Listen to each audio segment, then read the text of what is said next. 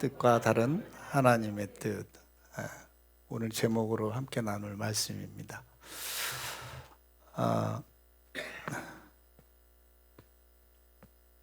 마이크가 좀 어색하죠.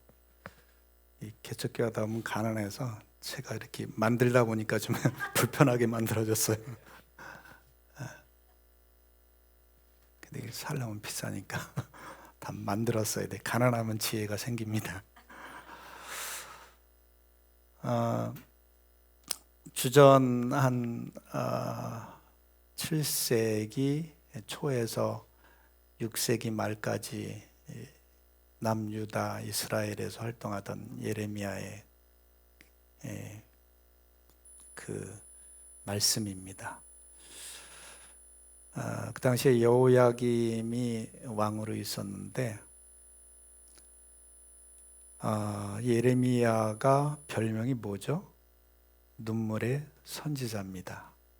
왜 눈물의 선지자냐면 너무나도 많은 사람이 자기를 핍박하는 거예요. 심지어는 왕까지도 자기를 옥에다 가두고, 왜 가두었느냐? 하나님의 말씀을 그대로 정직하게 이야기할 뿐이었는데 너는 항상 나에게 좋은 말은 하지 않고 나쁜 말만 한다. 넌 나쁜 놈이야. 근데 그 당시에 많은 선지자도 같이 있었어요. 근데 백이면 백, 열이면 열, 천이면 천, 모두가 다 하나같이 이스라엘은 잘 될 거야, 축복받을 거야, 모든 일이 형통할 거야 라고 하는데, 유독 이 예레미야만큼은, 영경제 거기 의자 없나? 저기 가서 불편하겠다. 저기 가서 앉아. 거기에 앉아서. 카운슬이 좋죠. 좀 좋다고 하면 어디가 안 되나?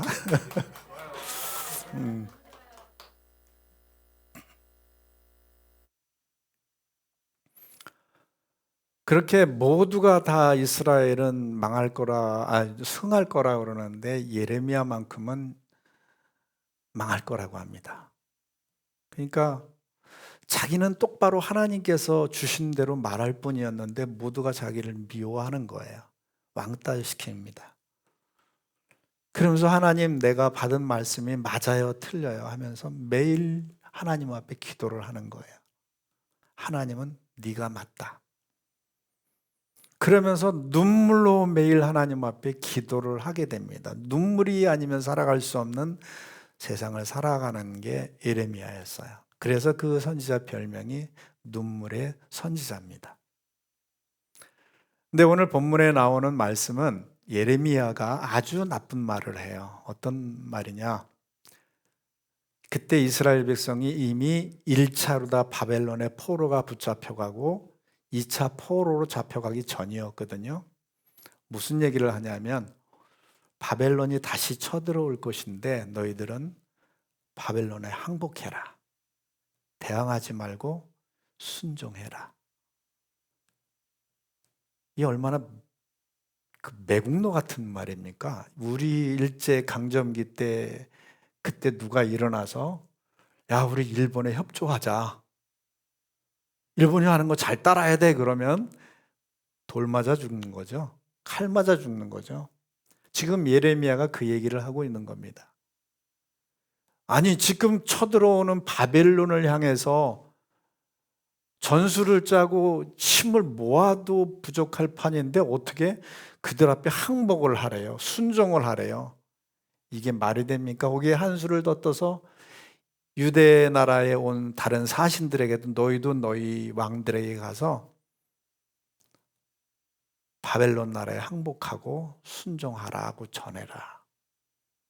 그러니까 이스라엘 다른 선지자들과 왕들과 모든 고관 대작들이 예레미야를 곱게 볼 리가 없는 거죠. 또 예레미야는 웁니다. 하나님, 내가 맞는 거예요? 틀리는 거예요? 진리를 가진 자는 외롭단 말이 있어요. 여러분, 하나님을 위해서 한번 이런 외로운 왕따를 당해보신 적이 있으신가요? 아니면 그게 싫어서 그냥 모든 사람과 더불어 친구 벗삼아서 그냥 그렇게 무난하게 흘러가 버리셨나요? 네, 하나님께서는 예레미야와 같은 믿음의 용기를, 또 그와 같은 일편단심 민들레 같은 마음을 갖기 원하실 겁니다. 어쨌든 오늘 말씀이 예레미야가 이스라엘 눈에 보칠 때는 진짜 미친놈이고 매국노고 나쁜 놈이에요. 이 상황 가운데서 이 제목이 나왔습니다. 나의 뜻과 다른 하나님의 뜻은 뭘까? 자, 하나님은 이스라엘 백성을 택하셨어요. 낳으셨어요. 오늘날 내가 너를 낳았도다. 너는 내 자식이야. 나는 너의 하나님이야. 너의 아비야. 너를 돌보는 자야. 지키는 자야. 졸지도 아니고 주무시도 아니하고 너를 지켜줄 거야. 라는 하나님께서 이스라엘을 너희는 망할 거야. 종이 될 거야.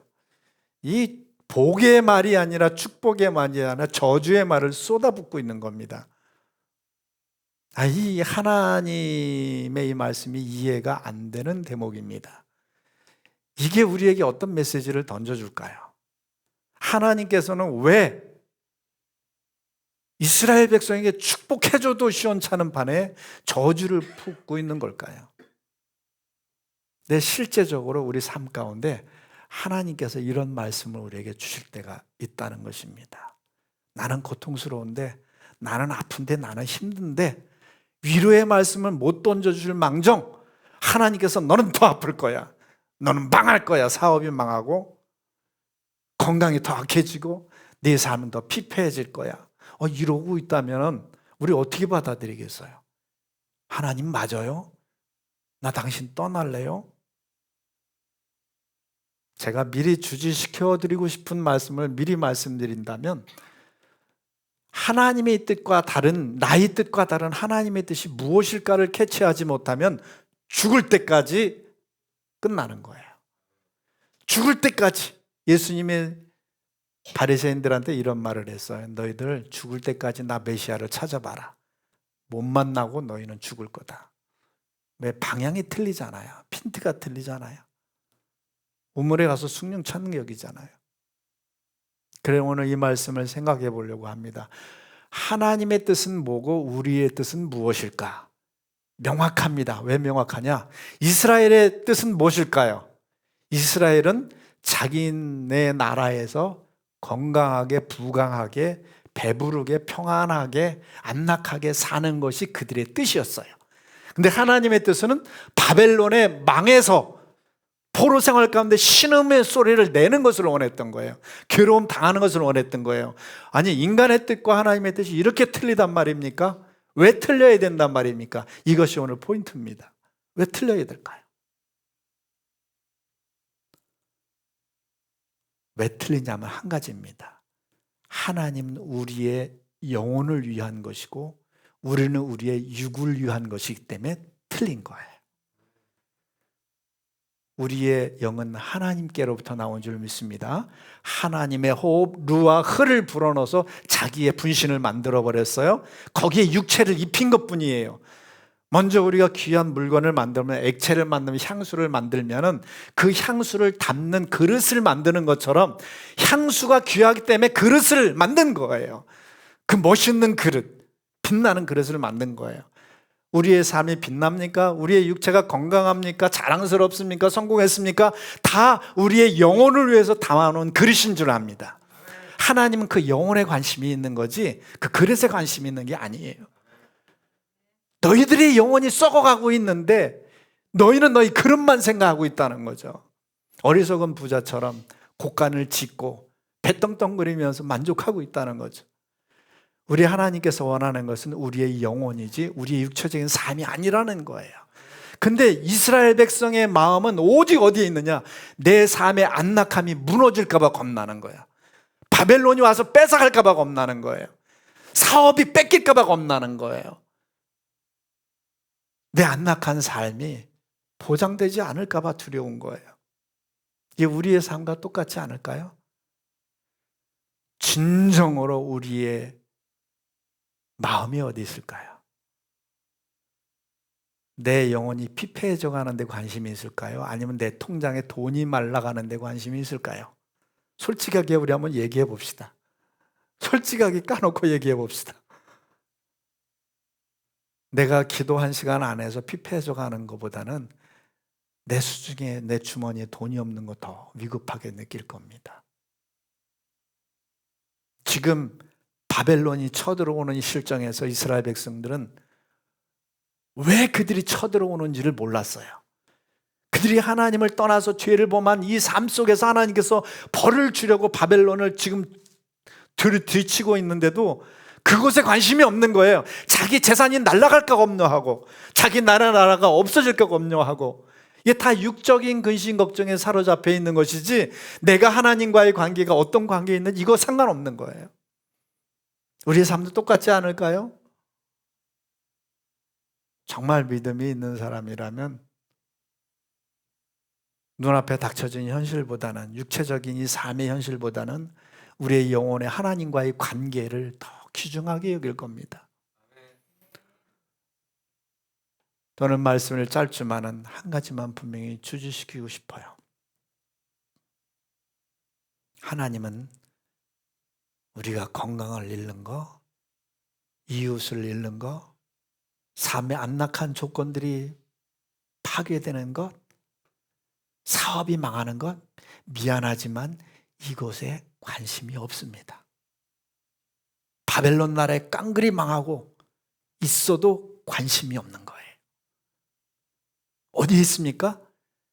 하나님과 네 생명적인 관계에 있는지, 네 영혼이 지금 생명이 살아나고 있는 관계에 있는지 그곳에만 관심이 있어요.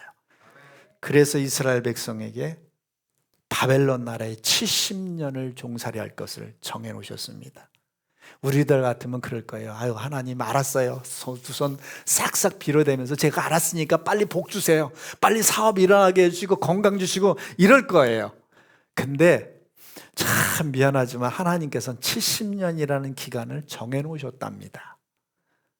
제가 예전에 그런 재미난 얘기를 했죠. 옛날에는 이가 많았어요.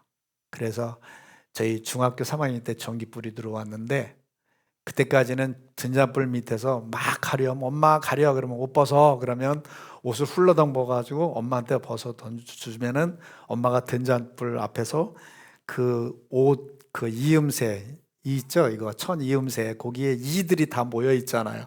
그 우리 어르신들은 다 경험하셨죠? 그런 등잔불 밑에서 톡톡톡 이렇게 터쳐 죽여요. 그럼 빨갛게 물이 들죠. 피가 물이 들죠. 그런데 이게 한 사람 거라면 괜찮은데 집안 식구, 옛날엔 이불 하나에다가 엄마, 아빠, 큰형, 작은형 누우면 한 이불에 다 이렇게 이불을 들쓰고 잤던 시대가 있었어요. 그러면 이가, 그 이란 놈이 하룻밤 새에도 몇 바퀴 돌아요. 이 사람 저 사람, 이 사람 저 사람. 그러면 어떡합니까? 나중에 오늘 이 잡는 날에다 다 벗어해놓고 그걸 가마솥에 놓고 부엌에 가서 아궁이에 불을 떼고 이를 삶아 죽입니다. 대청소하는 날이죠.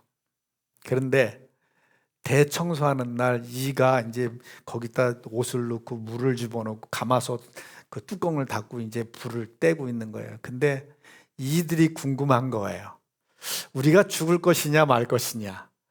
그래가지고 이들이 슬그머니 가마솥을 이렇게 들쓰고 봅니다. 밖을 봐요. 왜 볼까요? 이 과연 불을 젊은 새댁이 떼는지 노인네가 떼는지. 새댁이 떼면은 야, 새댁이 뗀다, 우리 살았다 그러고 박수를 친대요. 그런 얘기예요. 근데 할머니가 떼거나 노인네가 떼면 야, 우리 다 죽었다 곡하는 소리가 들린대. 새댁은 꾀가 나가지고 적당히 떼고 들어가서 이들이 살아난대요 다시.